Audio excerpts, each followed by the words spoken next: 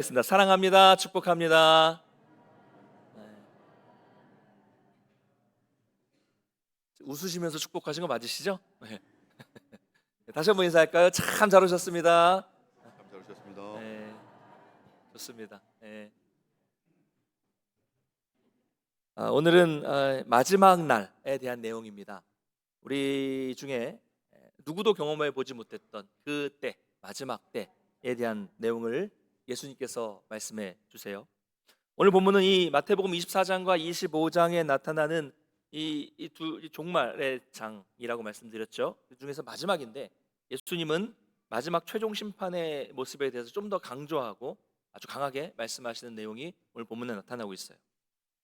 한마디로 예수님이 이제 다시 오시는데 재림하시면 이제는 더 이상, 예수님이 그날 오시면 더 이상 의인과 악인이 섞여서 같이 공존해서 살아가는 그런 상태는 더 이상 존재하지 않는다는 것을 오늘 말씀을 통해서 확실하게 보여주시는 것입니다.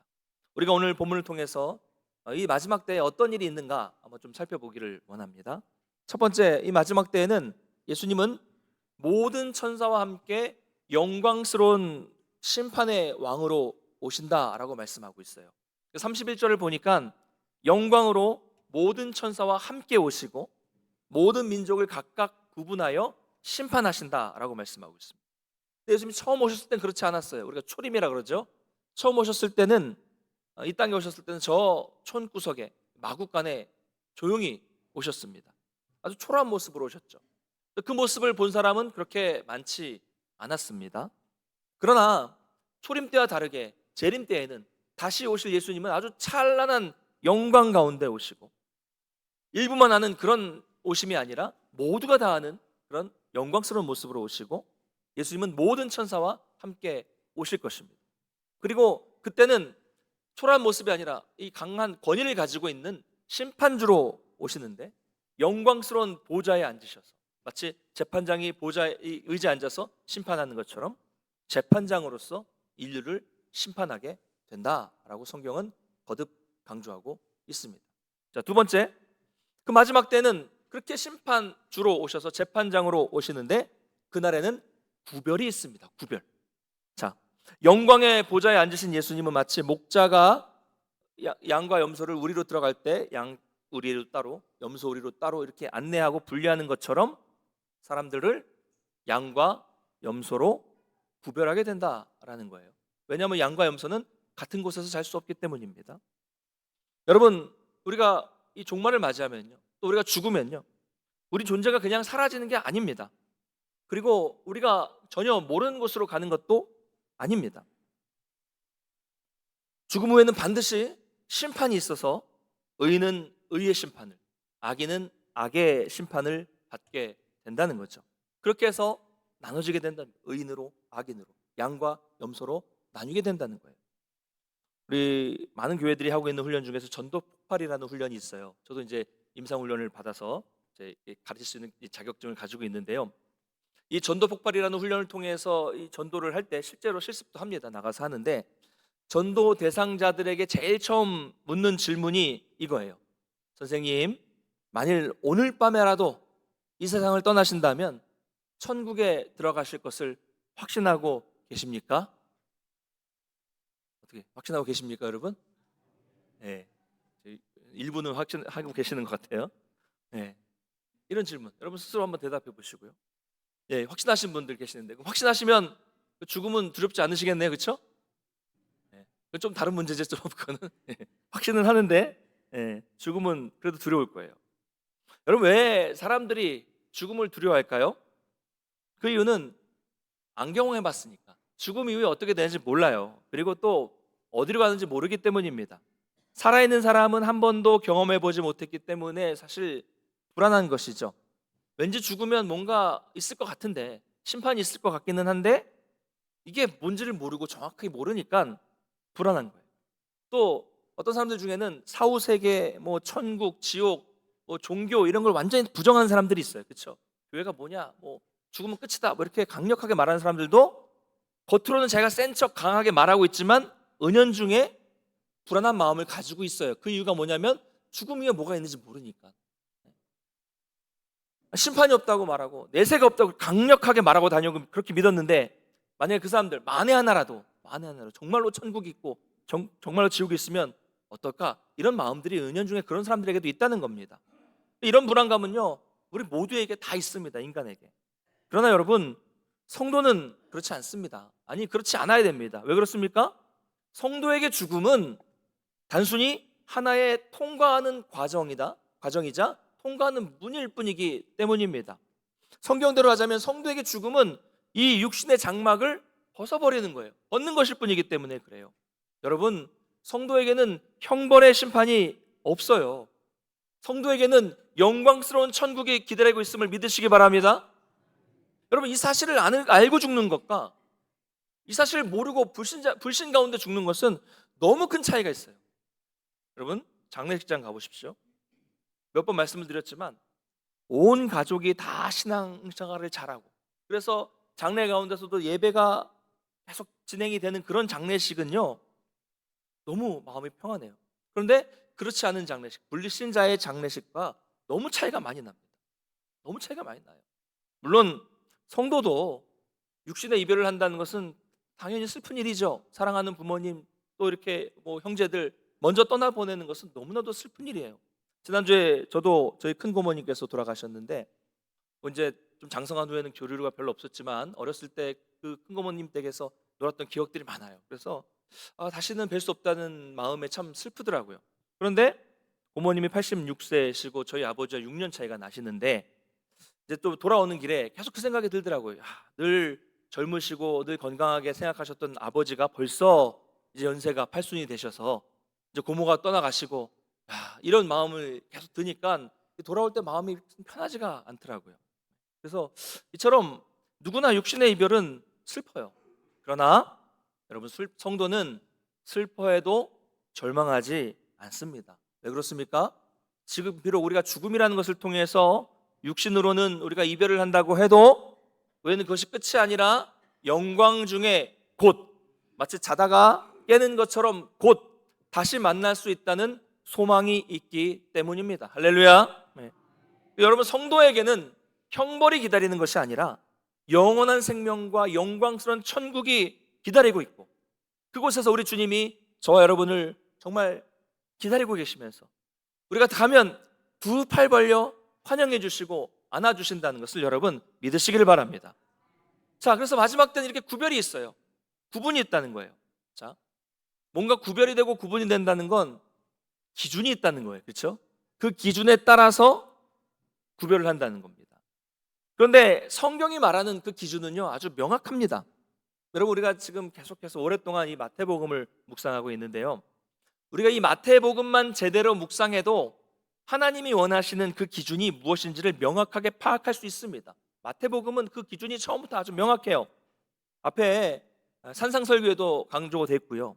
또 마태복음을 쭉 읽다 보면 알곡과 가라지 이렇게 구분되는 모습이 나오고요. 또 반석 위에 집을 지은 자와 모래 위에 집을 지은 자 이렇게 구분이 되고 있고요. 또 지난 시간 살펴본 거 보면 기름을 준비한 슬기 있는 5처녀와 준비하지 못한 미련한 5처녀가 구분이 되고 있고요. 지난 시간에는 충성되고 착하고 충성된 종과 악하고 게으른 종이 이렇게 구분되고 있고요. 오늘은 양과 염소로 또 이렇게 구분이 되고 있습니다.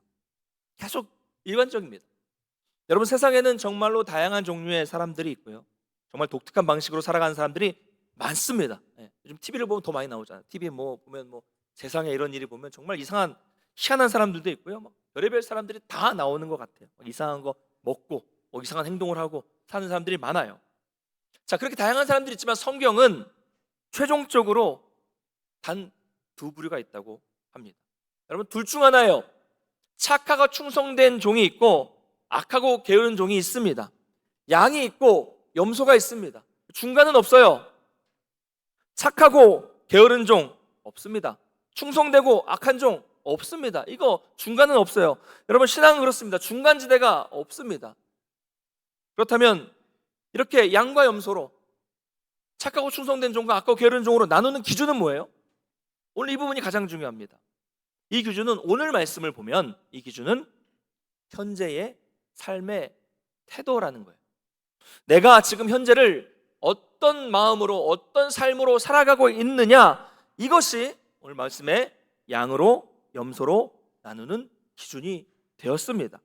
그래서 오늘 예수님의 말씀을 보면 지금 현재 저와 여러분이 가장 작은 자에게 어떻게 그 사람을 대하고 있는가, 어떻게 행하느냐에 따라서 양과 염소로 나누게 되었다는 것을 발견할 수 있습니다. 그러므로 여러분, 앞으로의 심판은 지금 내가 어떻게 말씀대로 살고 있는가, 사랑하고 베풀고 잘 섬기며 살고 있는가, 정말 내가 가진 것들을 연약한 곳으로 낮은 곳으로 잘 흘려보내는 삶을 살고 있는가, 이것과 깊은 관계가 있다는 그런 말씀을 하고 계시는 거예요. 그래서 우리가 이것을 좀 더 설명하기 위해서 이 앞에서 살펴본 25장 앞에서 살펴본 두 가지 비유를 한번 잠깐 살펴보겠습니다. 먼저 열처녀의 비유 있었죠. 열처녀의 비유에서 여분의 기름을 준비한 슬기 있는 다섯 처녀는 신랑과 함께 혼인잔치에 들어갈 수 있었어요. 그러나 반대로 기름을 준비하지 못한 미련한 다섯 처녀는 들어가지 못하고 슬피 울게 되었습니다. 기름은 우리가 가지고 있는 믿음에 합당한 삶의 모습이라고 말씀을 드렸습니다. 그래서 우리가 늘 깨어서 준비하면서 우리가 믿는다고 하는 그 믿음, 이것을 말로만 믿는다 내가 뭐 사랑한다 베푼다 할 것이 아니라 내가 믿는다고 하는 그 믿음에 합당한 믿음 맞는 삶을 사는 것이 슬기로운 삶이고 그것이 바로 준비하는 삶이다 라고 말씀을 드렸습니다. 자, 또한 지난 시간에 살펴본 이 달란트 비유에서는 예수님께서 하나님이 우리에게 맡겨주신 달란트를 땅에 묻어두고 썩히지 말라고 말씀을 해 주셨습니다. 그것이 무엇이든 간에 큰 일이든 작은 사명이든 간에 맡겨주신 분께 최선을 다해 노력을 하고 깨어있는 삶을 살면서 주인이 다시 오실 때를, 그 주인이, 그 맡겨주신 주인이 다시 오실 때를 정말 열심히 기다리면서 준비하는 삶을 살아야 한다고 말씀하셨습니다. 이게 지난주 내용입니다. 여러분, 그럼 오늘 양과 염소의 비유도 마찬가지입니다. 주님은 다시 오세요. 근데 우리는 그때까지 어떤 삶을 살아야 하는가, 이런 이야기입니다. 성도는 하나님께 받은 그 은혜와 그 사명을 가지고 주님 오실 때까지 준비하는 삶을 살아야 된다는 거예요. 근데 그 준비가 어떤 준비냐? 오늘 말씀하고 있는 그 준비하는 삶이라는 것은 세상에서 굶주리고 고난당하고 힘겨워하는 사람들에게 먼저 다가가서 사랑을 베풀고 작은 섬김일지라도 내가 가진 것들을 가지고 흘려보내는 삶을 사는 것, 바로 이것이 그 작은 자들에 행하는 것이 그들에게 행하는 것이 아니라 주님께 행하는 것이며 이것이 종말을 준비하는 삶이다라고 말씀하고 있는 거예요.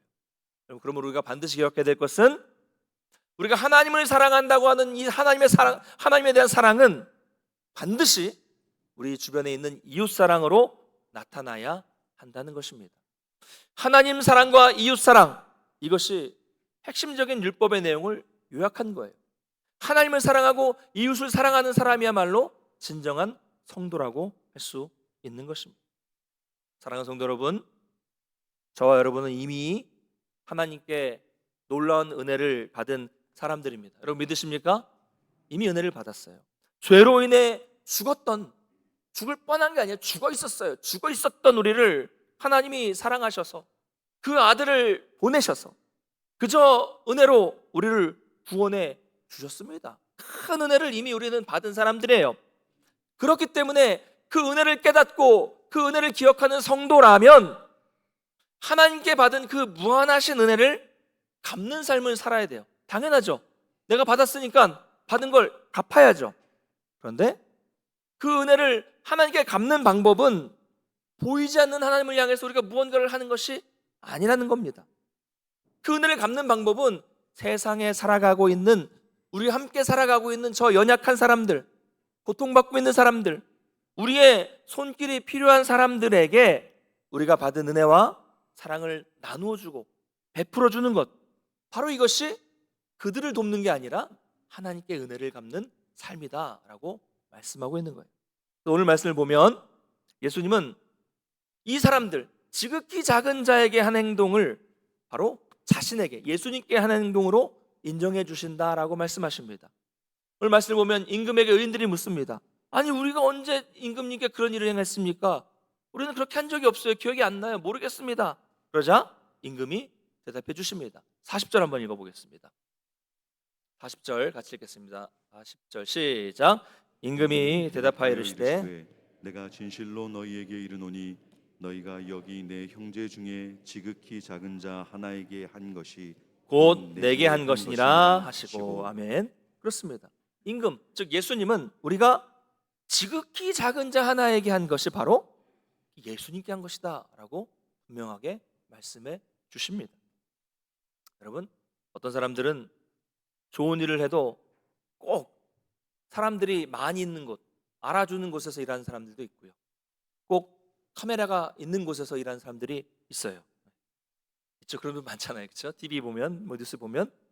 또 어떤 사람들은 그런 일을 할 때마다 꼭 사진을 찍어서 막 자기 핸드폰 뭐 프로필 카카오톡 바꾸고, 또 SNS 같은데 막 자랑스럽게 막 했다, 꼭 한 거 티를 내고 광고하는 분들이 있습니다. 뭐 그럴 수 있죠. 그럴 수 있습니다. 근데 이제 오로지 그것을 위한 것이라면, 그러면 정말 그 지극히 작은 자, 소외된 사람, 무시당한 사람들을 위해서 정말로 그 진실한 마음으로 그 사람들을 섬기는 마음으로 한 것이라고 할 수 있을까라는 생각이 듭니다. 만약 그 사람들이 진실한 마음으로 그 사람들을 돕기 위해서 한 것이 아니라 자기를 드러내기 위해서 한 것이라면 거기에는 주님이 계시지 않습니다. 그러나 아주 작은 것, 그냥 무시하고 넘어갈 수 있는 그런 작은 일들, 소외되고 힘겨워하는 지극히 작은 자에게 선을 행할 때, 정말 진심으로 그 사람들을 사랑하는 마음으로 베풀 때 그곳에 주님이 함께 하시고 그것을 주님은 받으신다라는 것입니다. 바로 이게 오늘 이 말씀이에요.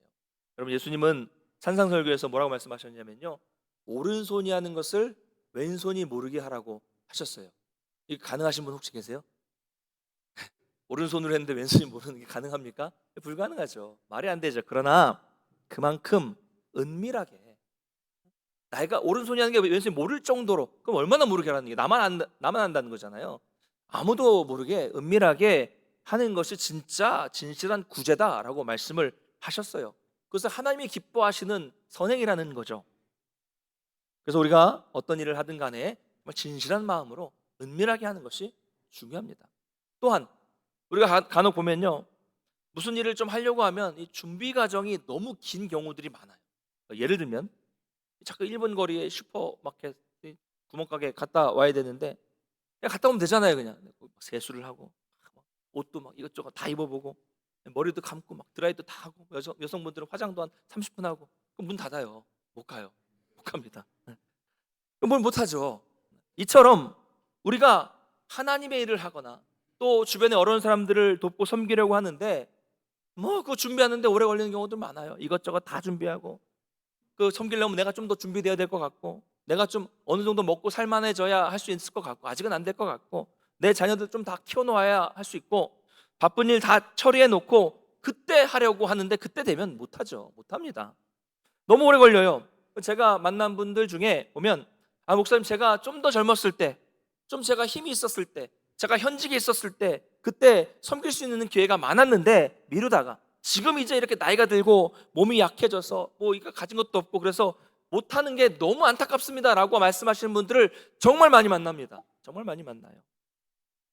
너무 오래 걸려요. 여러분, 이렇게 우리가 주님을 섬기고 또 다른 사람을 섬기는 일은 뭐 준비를 아주 철저하게 해서 뭔가 좀 크고 뭐 특별한 일을 하는 것보다, 뭐 그것도 중요하죠. 근데 더 중요한 것은 그냥 일상에서 자연스럽게 우리 삶에서 아주 그냥 자연스럽게 삶을, 일상생활을 살아가다가 하는 것, 이게 아주 중요하다는 것을 여러분 기억하시길 바랍니다. 그러므로 우리가 주님이 오실 때까지 해야 할 일이 무엇이냐, 그것은 뭔가 거창하고 대단한 일을 해야만 하는 것은 아니라는 것을 여러분 기억하시기 바랍니다. 내가 평생 이 교회 하나 건축해놓고 죽어서 주님 앞에서 칭찬받아야겠다, 내가 평생 그래도 교회 3개 정도는, 5개 정도는 개척하고 죽어야겠다, 내가 그래도 목회자다운 목회자 한 5명은 좀 잘 세워놓고 가야겠다, 내가 우리 교회 이 지금 체계가 안 잡힌 선교를 체계를 확 잡고 어떻게든 가야겠다. 여러분, 이런 분들을 만나는데요, 물론 좋은 마음이겠지만 어쩌면 그런 마음도 우리의 욕심일 수 있어요. 욕심일 수 있습니다. 거창하고 대단한 일만 하나님 일이 아닙니다. 지금 여러분의 주변을 돌아보셔서 둘러보셔서 어려움에 겪고 있는 형제, 자매 그 한 사람, 물질의 어려움을 겪고 있는 그 한 사람, 영적인 침체 때문에 고통받고 있는 그 한 사람, 건강에 또 삶의 어려움을 겪고 있는 그 한 사람, 그리고 그런 연약한 교회가 있는지를 우리 주변을 한번 돌아볼 필요가 있습니다. 그래서 우리는 거창하고 대단한 일만 신경 쓰는 것이 아니라 지극히 작은 일 하나에 충성해야 되고, 지극히 작은 일 하나, 지극히 작은 자 하나를 섬길 때 주님은 우리를 인정해 주시고, 우리가 그런 일을 할 때 주님을 만날 수 있다는 것을 여러분 믿으시기를 바랍니다. 한편으로 왼편에 있는 자들은 이제 책망을 받아요. 41절 한번 읽겠습니다.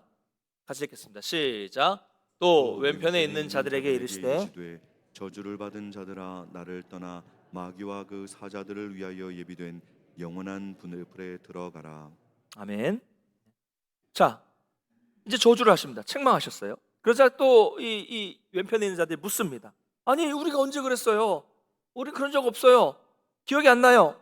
그래서 예수님은 의인들에게 하셨던 말씀대로 지극히 작은 자 하나에게 하지 않은 것이 곧 나에게 하지 않은 것이다 라고 분명히 말씀하셨어요.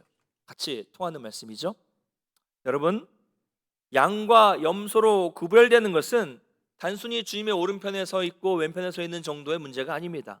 이 결과는 엄청난 차이가 있는 거예요. 양은 영생에 들어가지만 염소는 영벌에 처하게 됩니다.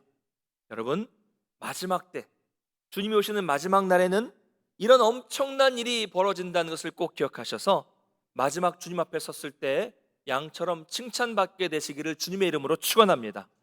여러분, 오늘 이 말씀을 우리 모두에게 우리 주님이 주시는 아주 엄숙한 경고의 말씀으로 들으시기를 간절히 소망합니다. 감사한 것은 예수님을 영접해서 이 자리에 있는 여러분들은 이미 양의 무리에 속해 있는 분들입니다. 이미 대부분 그래요. 근데 혹시 아직 영접하지 못하신 분이 계실 수 있습니다. 그러나 여러분 걱정하지 마십시오. 아직 기회가 있습니다. 아직까지는 있어요. 아직까지는 있어요. 여러분이 교회를 나오실 수 있을 때, 말씀을 들으실 수 있을 때 아직 기회는 있습니다. 그러나 그 기회가 언제나 있는 것은 아닙니다. 잘 기억했으면 좋겠고요. 그런데 제가 오늘 말씀을 쭉 묵상하면서 이 말씀을 오해할 수 있겠구나 싶은 생각이 들어서 한 가지 말씀을 더 드려야 될 것 같습니다. 중요한 것은 우리가 어떻게 구원받았어요? 어떻게 양의 무리가 됐습니까? 내가 선한 일을 했기 때문에 양의 무리가 된 것은 아니라는 점을 여러분 기억할 필요가 있습니다. 그러니까 내가 줄인 사람에게 먹을 것을 주었고, 목마른 사람에게 물을 주었고, 나그네를 영접해서 양의 무리가 된 것이 아니라는 거예요. 아니, 목사님, 방금 작은 자에게 선을 행한 사람이 양의 무리에 들었다고 하지 않았습니까? 왜 이랬다 저랬다 하세요? 이렇게 생각하실 수 있습니다. 전혀 안 그러신 것 같은데. 여러분, 우리는요 오직 하나님의 은혜로 양의 무리가 되었습니다. 할렐루야. 여러분, 이거 절대로 오해하셔도 안 됩니다. 여러분, 이 말씀은 예수님이 우리의 행함으로 양의 무리에 든다, 행함으로 구원을 받는다, 이런 주장을 하시는 것이 아니에요. 그럼 무슨 말씀입니까?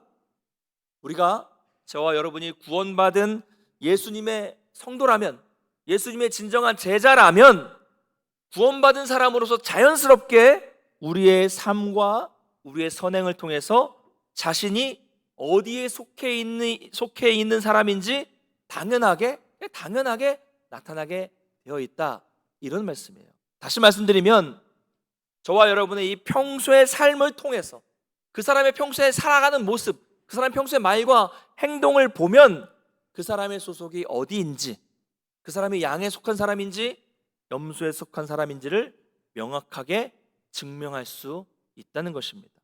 자, 그렇다면 반대로 이런 삶이 나타나지 않는 사람은 하나님께 속한 사람이라고 할 수 없겠죠. 결국 이 마태가 이 자신의 복음서, 이 마태복음에서 강조하고 있는 예수님의 말씀은 뭡니까? 열매가 있는 삶, 열매를 맺는 삶을 살아야 한다는 겁니다. 여러분 기억하실지 모르겠지만 마태복음 한 지가 오래돼서 제가 마태복음을 시작할 때 야고보서가 끝난 다음에 마태복음을 했어요. 야고보서도 행함을 강조하는, 믿음에 합당한 행함을 강조하는 그런 복음서 서신이었고요. 그리고 이 마태복음을 시작할 때 이 복음서도 역시 우리 믿음에 합당한 열매, 삶을 강조하는 말씀이어서 야고보서에 이어서 마태복음을 전한다라고 말씀을 드렸습니다. 여기에서 말하는 열매라는 것은 우리 믿음에 합당한 삶, 행함, 순종을 말하는 거예요. 결국 다시금 우리가 이 마지막에 25장 마지막에 믿음과 행함의 문제로 돌아가게 되는 겁니다. 믿음과 행함의 문제. 여러분, 믿음과 행함은, 믿음과 순종은 따로 떨어진 별개가 아니라고 했습니다. 믿음과 삶, 믿음과 순종, 믿음과 행위는 동전의 양면과 같아요. 무슨 말입니까? 하나란 얘기예요. 결국은 하나라는 말입니다. 붙어 있다는 겁니다. 믿음 따로 삶 따로가 아니라 믿음의 삶, 믿음의 순종, 이렇게 붙어 있는 하나의 단어라는 거예요. 우리는 믿음하면 당연히 순종이에요. 순종하면 당연히 믿음이에요. 당연한 겁니다. 여러분, 믿음이 없는 행위, 이게 의미가 있습니까? 믿음이 없는데 열심히 살아요. 이게 의미가 있어요? 그런 사람들이 있죠. 여러분 주변에도 안 믿는데 열심히 사람들이 있어요. 사는 사람들이 있습니다. 그러면 그런 사람들은 과연 무엇을 위해서 열심히 사는 사람들입니까? 자기를 위해서 열심히 사는 거죠. 믿음이 없으니까 죄를 위해서 열심히 사는 경우가 많습니다. 믿음이 없이 열심히 산다? 방향이 없어요. 잘못된 방향으로 가기가 쉽습니다. 반대로 행위가 없는 믿음, 순종이 없는 믿음, 이게 의미가 있습니까? 머리로는, 입술로 나 믿는다, 나는 10년 동안 믿었어, 20년 동안 믿었어 라고 하면서도 그 삶이 안 믿는 사람처럼 산다면 그 믿음이 무슨 의미가 있습니까? 그래서 야고보는 뭐라고 말합니까? 행함이 없는 믿음은 죽은 믿음이다 라고 그렇게 강조한 거예요. 야고보서도 이렇게 말합니다. 너희가 믿음이 있다고 하느냐? 그럼 너희 믿음을 좀 보여봐라. 보여봐라. 삶으로 보이라는 거예요. 여러분, 그러므로 오늘 본문의 심판 기준인 행위는, 이 행위라는 것은 믿음과 반대되는 개념이 아닙니다. 우리가 믿는다면 그 믿음에 당연히 따라 나오는, 믿는 사람으로서 당연히 살아가야 되는 그런 성도의 삶을 말하고 있는 것입니다. 여러분 기억하십시오. 우리는 나의 행함이 아니라 오직 주님의 은혜로 양의 무리가 되었기 때문에 자연스럽게 양인, 성도인 저와 여러분의 일상에서 이런 믿는 사람다운 삶의 모습이 나타나야만 한다는 것을 여러분 믿으시기를 바랍니다. 말씀을 맺겠습니다. 주 안에서 사랑하는 성도 여러분, 바라기는요, 여러분이 어릴 적 정말 아빠가 양손에 선물을 잔뜩 들고 돌아오기를 기다리는 그런 아이들, 순수한 아이들, 얼마나 순수해, 그렇죠? 아빠 온다고 막 언제 오나 막 소리만 나면 막 문 쪽을 쳐다보는 그런 아이들처럼 정말 순수한 마음으로 주님이 오시는 그 마지막 날을 간절히 기다릴 수 있는 성도님들 되시기를 간절히 축복합니다. 그날을 간절히 기다리며 그냥 내 할 일하고 세상의 것을 구하는 삶을 사는 것이 아니라 그날을 기다리되 나보다 더 연약한 사람들, 나보다 더 없는 사람들, 영적으로나 물질적으로나 더 부족한 사람들, 또 힘겨워하고 있는 사람들을 섬기는 삶을 살아야 합니다. 왜냐하면 우리는 그곳에서 주님을 만날 수 있기 때문입니다.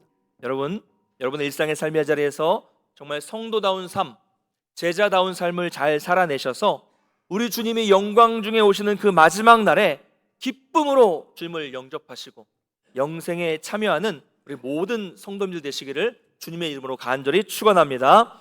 다 같이 자리에서 일어나